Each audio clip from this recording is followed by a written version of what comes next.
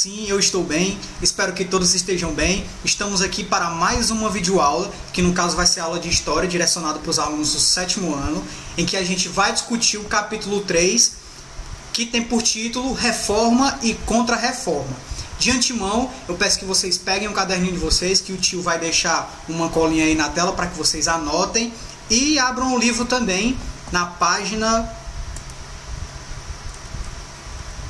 408, tá? O que a gente vai estudar aqui, as informações que o professor vai repassar para vocês, não vai fugir do conteúdo que está no material didático de vocês não, tá? Então abram o livro, por favor. Então, vamos iniciar a aula, mas antes disso, roda a vinheta. Anote o número. Então, galera, capítulo 3, Reforma e Contra-Reforma Protestante. O que a gente vai discutir nesse capítulo aqui, de certa forma, foi uma mudança de pensamento que aconteceu na Europa lá pelo século XVI, tá? Essas ideias foram inspiradas principalmente nos ideais humanistas e renascentistas. Essa forma de pensar na perspectiva humanista e renascentista, de certa forma, influenciou a forma de pensar de muitos cristãos na Europa naquele período. Então, o que foi que aconteceu?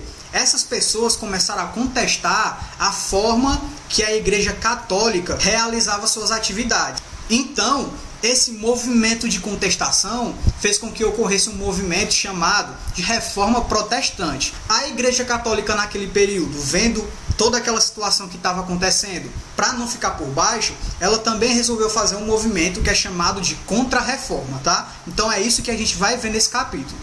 Legal! Bem louco! Agora a gente vai começar a entender como foi que se deu esse processo de crítica à Igreja Católica, tá?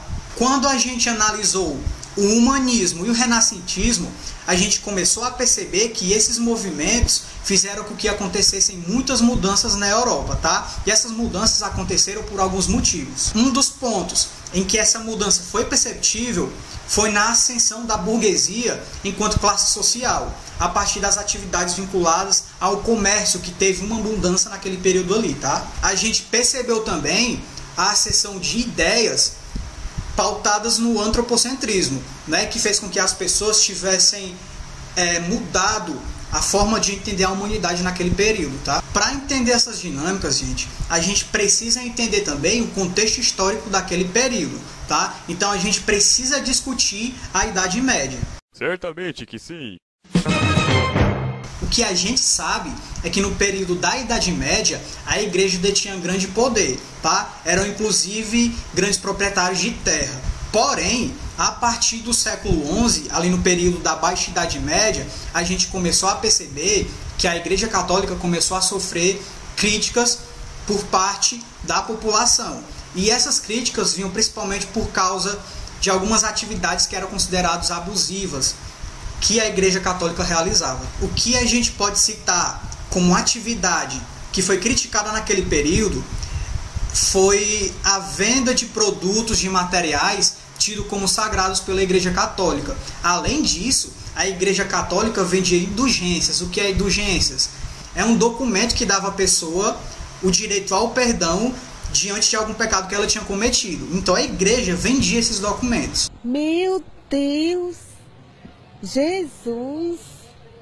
A população começou a se questionar: será que de fato a compra de um documento vai possibilitar com que eu tenha o perdão de Deus? Então começou a haver uma desconfiança aí por parte da população em relação à igreja, né? Será que a igreja ela não está só querendo enriquecer vendendo esses documentos? Porém, ainda era muito comum parte da população comprar essas indulgências. Então eles trocavam por dinheiro, mercadorias, trocavam por terras também, para que o perdão fosse concedido e eles conseguissem chegar ao paraíso, no caso, né?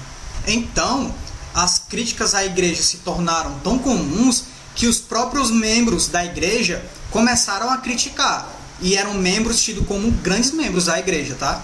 Eles não concordavam com a cobrança de impostos, eles não concordavam também com o acúmulo de riquezas, eles não concordavam também com o culto a santos e a relíquias sagradas. Então, para as pessoas que criticavam a Igreja Católica, as pessoas não precisavam da igreja para alcançar a salvação. E o que era perceptível também é que as pessoas que iam de encontro aos preceitos da Igreja Católica eram perseguidos. Alguns eram mortos, inclusive. Corre, negada! Naquele período, as críticas à Igreja Católica partiam de artistas, de cientistas, de inventores. Porém, esses indivíduos, eles não tinham o objetivo de criar preceitos para a Igreja Católica, tá? A criação de preceitos após as críticas à Igreja Católica acontecia, porém esses preceitos eram criados por indivíduos que faziam parte da Igreja Católica de certa forma e criticavam todo o sistema ali. Apesar de toda essa contestação e apesar de todas essas críticas que eram direcionadas à Igreja Católica, a Igreja ainda detinha muito poder. E uma das coisas que não era interessante para a Igreja Católica era que a Bíblia fosse traduzida, porque naquele período a Bíblia era em latim. Então a maioria da população não sabia ler a Bíblia. Então, de certa forma, essa população ainda ficava muito dependente da Igreja Católica para que traduzisse a Bíblia e para que, de certa forma, a Igreja trouxesse a sua forma de interpretar a religião. Porém, em 1945 foi inventado a prensa de tipos móveis, que era uma máquina que possibilitava a impressão de texto. A criação dessa ferramenta possibilitou a impressão de Bíblias, que antes eram escritas à mão. Isso fez com que muitas pessoas tivessem acesso à Bíblia. E sem dúvida nenhuma, mesmo sem a permissão da igreja, essas pessoas traduziam a Bíblia. Com essas traduções, as pessoas começaram a interpretar a Bíblia de uma forma diferente que a Igreja Católica interpretava. Isso fez com que os questionamentos em relação aos preceitos da igreja começassem a aumentar também.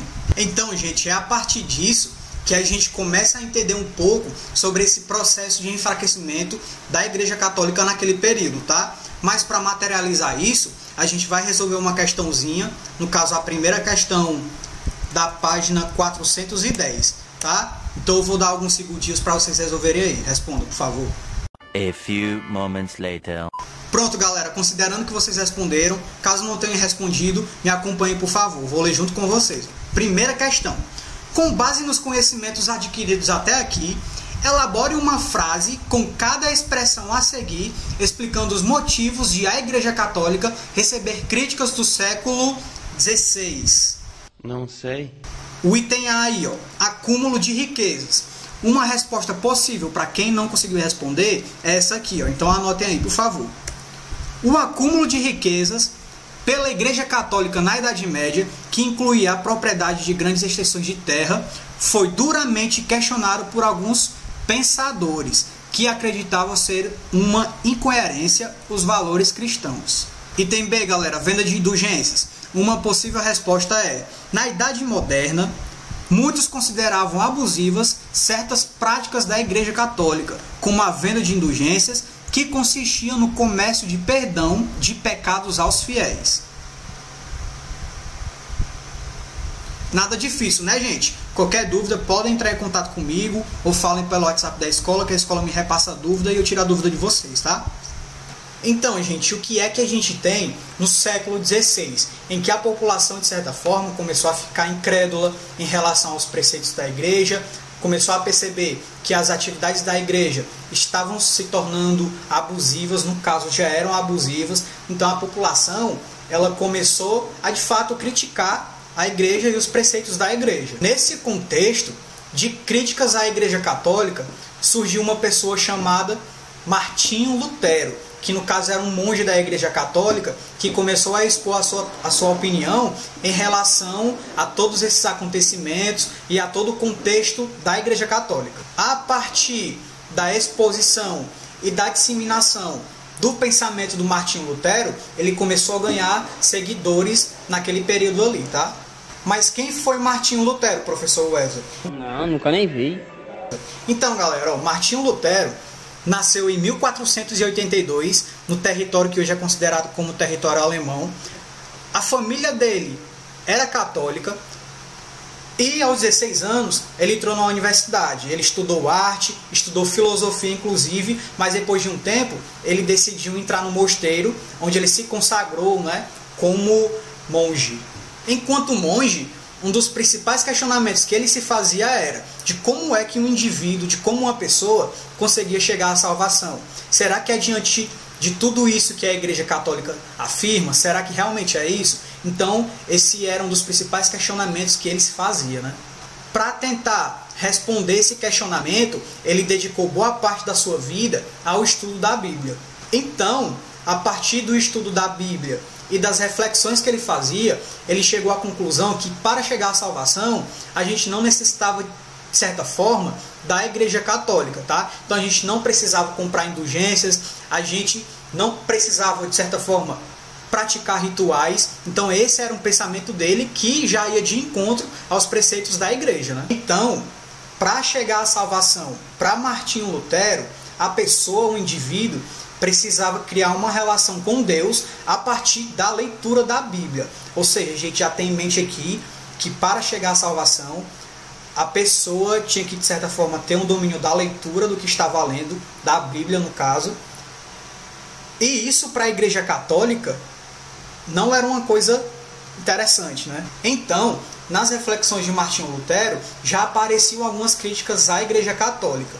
Porém, em 1915, o Papa escreveu e estruturou uma bula papal, tá? Um documento para que indulgências fossem vendidas para construir uma igreja. A bula papal, galera, tinha efeito de lei para a Igreja Católica. Então, diante de toda essa situação, Martinho Lutero, que já criticava os preceitos da igreja, fez questão de criticar a igreja publicamente diante de toda essa situação e diante de todas as atividades realizadas pela igreja que ele não concordava. Diante de todo esse contexto de insatisfação, Martinho Lutero resolveu escrever um documento que continha 95 teses que criticavam esses preceitos da Igreja Católica. Essas teses, galera, se espalharam por toda a Europa e começaram a gerar discussões não somente de cunho religioso, mas também na perspectiva política e na perspectiva social também.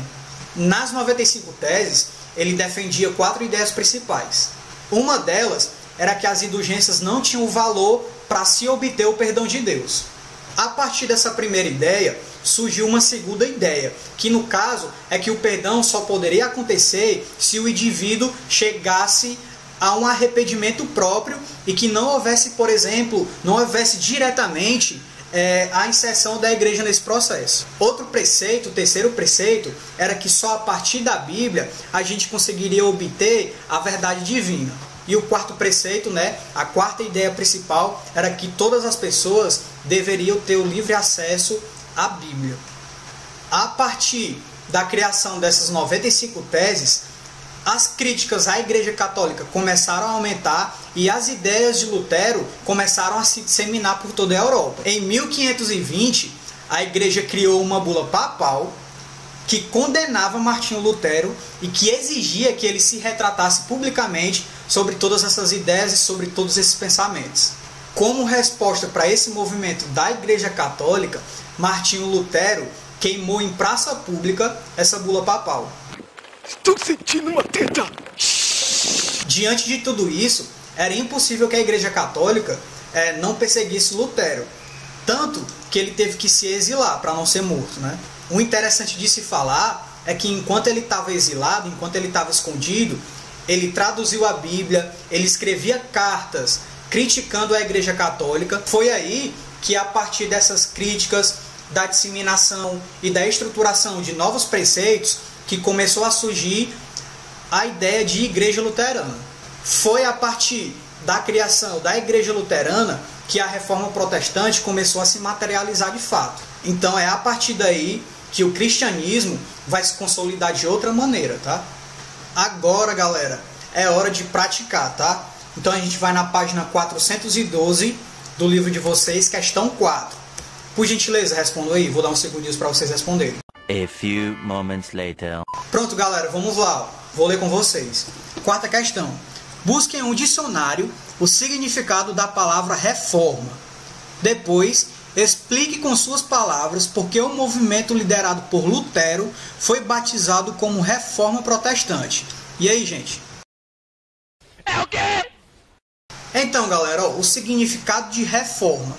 Reforma significa promover mudanças a fim de se alcançar um melhoramento, tá? Então, a partir disso, o termo reforma protestante aparece a partir do momento em que foi promovida uma nova leitura aos preceitos da Igreja Católica, tá? Então, o que foi que começou a acontecer? Aconteceu que houve uma melhor valorização do indivíduo diante dessas novas leituras. As leituras da Igreja Católica começaram a se tornar mais condizentes com as perspectivas da modernidade, tá? Então é isso, galera. Por hoje é só. Eu espero que vocês tenham entendido. Caso não tenham entendido, entre em contato comigo pelas redes sociais ou falem no WhatsApp da escola, que a escola repassa a dúvida para mim e eu procuro tirar a dúvida de vocês, tá? Então é isso. Estudem e até a próxima.